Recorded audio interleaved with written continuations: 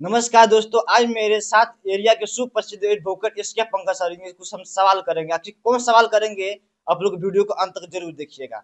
Sir, सबसे पहले मेरे चैनल का स्वागत है सर। बहुत बहुत धन्यवाद त्रिलोक जी। सर, सुनते हैं कि कहा जाए कि जो जमीनी स्तर से स्कूल है, जो नर्सरी से लेकर 8th क्लास तक का, जो भी यूपी में बंद हो रहा है, लगभग 500 स्कूल बंद हो चुका है सर।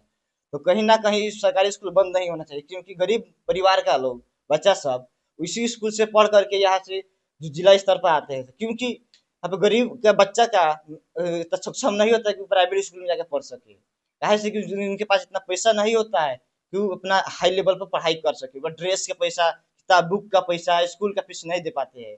इसीलिए उसके मेरे को कुछ कहना चाहते हैं।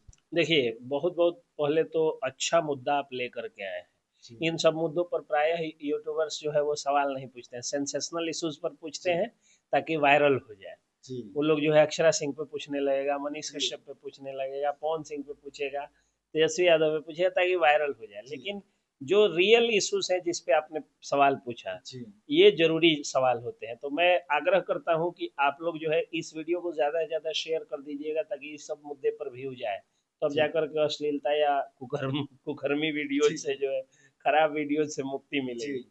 तो ये जो आपने कहा कि यूपी में जो है वो बहुत सारे विद्यालय बंद हो रहे हैं, जी। देखिए सच्चाई ये है कि बड़े सुनियोजित ढंग से नेताओं ने गरीब के जी। बच्चों के से जी। शिक्षा व्यवस्था छीन लिया।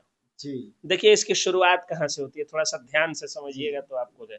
अगर आज एसके पंकज इतना मतलब गरजता है, जी। तो उसके पीछे आप किसका ज्यादा योगदान मानते हैं?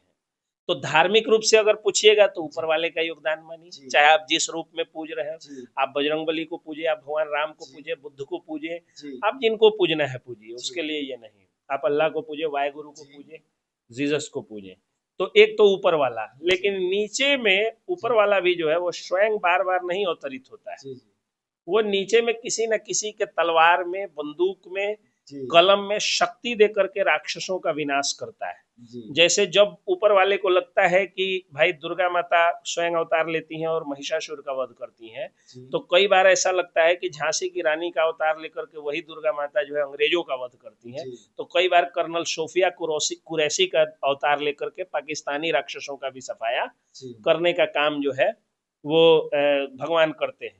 जी। तो धरती पर अगर मुझसे पूछिएगा सबसे पहली बार आजादी के बाद कौन से भगवान का मतलब भगवान का भेजा हुआ कौन सा अंश आया जिसने जो है वो जी। एसके पंकज जैसे को जो है वो काला कोट पहन के जी। गरजने की, और त्रिलोक कुमार जैसे को जो है वो माइक काला उठा करके जो है गरजने की शक्ति दिया, तो वो बाबा साहब भीमराव अम्बेडकर जी। थे। जी। लेकिन बाबा साहब भीमराव अम्बेडकर कैसे बाहर निकले, आखिर वो कौन सा शेरनी का दूध था जिसको पीने के बाद उनकी गर्जना से आज भी धन पशुओं में और गुंडे जी। माफियाओं में और जो अमीर लोग गरीब को लड़ा मतलब दबाना चाहते हैं उन जी। अमीरों में दहशत फैला होता है। जी। तो वो शेरनी का रूप होता है शिक्षा रूपी शेरनी का दूध, जी। जो डॉक्टर भीमराव अम्बेडकर साहब ने जो है जी। वो पिया था। जी। अब देखिए वो वो महान क्यों हुए? जी। वो महान इसलिए हुए कि जो कष्ट वो झेले थे, चाहते थे कि मेरी अगली पीढ़ी नहीं झेले, जी। और उस कष्ट से उन्होंने मुक्ति दिला दिया। जी। तो वो कौन सा कष्ट झेले थे? तो वो जब जाते थे तो देखते थे क्या कि अमीर जाति के लोग वो बेंच पे बैठते थे और गरीब जाति के लोगों को नीचे बैठाया जाता जी। था। उसके बाद जब बाबा साहब भीमराव अम्बेडकर का संविधान लागू हुआ, उसके कई वर्षों बाद तक के अभी भी बुजुर्ग लोग मिलते हैं, कहते हैं कि जी। एमएस कॉलेज में हम लोग पढ़ने जाते थे तो हम जी। लोगों को बैक बेंच पे बिठाया जाता था। जी। तो ये तो बड़ी गलत बात है भाई, जिन बात लोगों सही ने है। भी जी। बिठाया गलत, लेकिन नहीं, उतना गलत नहीं है जितना आज गलत हो रहा है।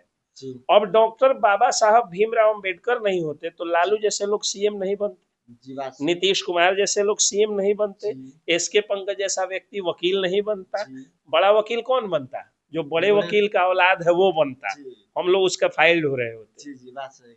समझिए बात को। जी। लेकिन ये बाबा साहब भीमराव अम्बेडकर के संविधान का देन है कि जी। एक अदना सा व्यक्ति जो अपने मूड़ी पर, हम अपने माथा पर टेबल ले जा करके बैठे थे, कुर्सी ये जी। क्या कहा जाता है कि कोर्ट में जी। अपने माथा पर लेके जी। गए थे, और वहां से आप लोग आज इतना लायक बने हैं कि जी। त्रिलोक कुमार जैसा लोग भी आकर के मेरे इंटरव्यू ले रहे हैं। जी। आज तक वाला होता था इंटरव्यू वो नहीं देते, जान लीजिए, क्योंकि अमीर धन पशु सबका हम जो है बड़ा जी। भारी दुश्मन है। तो कहने का मतलब है कि वहां से यहाँ तक आने में बाबा साहब भीमराव अम्बेडकर के संविधान का बहुत बड़ा योगदान है।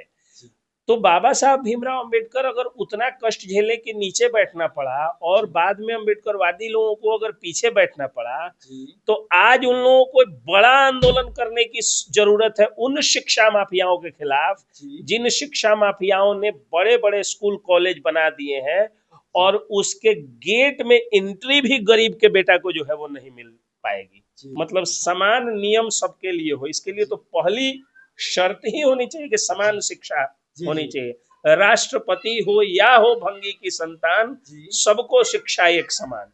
जी तो जब ये इस सूत्र का जो है सूत्रधार बाबा साहब भीमराव अम्बेडकर थे, जी तो फिर लालू यादव नीतीश कुमार के राज में, अखिलेश यादव के राज में, या अब योगी आदित्यनाथ के राज में जी क्यों सरकारी विद्यालयों की दुर्गति हुई? ये तो बात सही है सर, तो नहीं होना चाहिए था। एकदम नहीं होना चाहिए था। तो ये इसलिए हुई क्योंकि सरकारी विद्यालय, सरकारी अस्पताल को चौपट कर दो, जी बूढ़ों की दवाई में और जी बच्चों की पढ़ाई में गरीब और मध्यम वर्गीय पूरा बर्बाद रहे, जी उसको सोचने का समय भी ना मिले कि कौन जी नेता सही कर रहा है, कौन नेता गलत कर रहा है। जी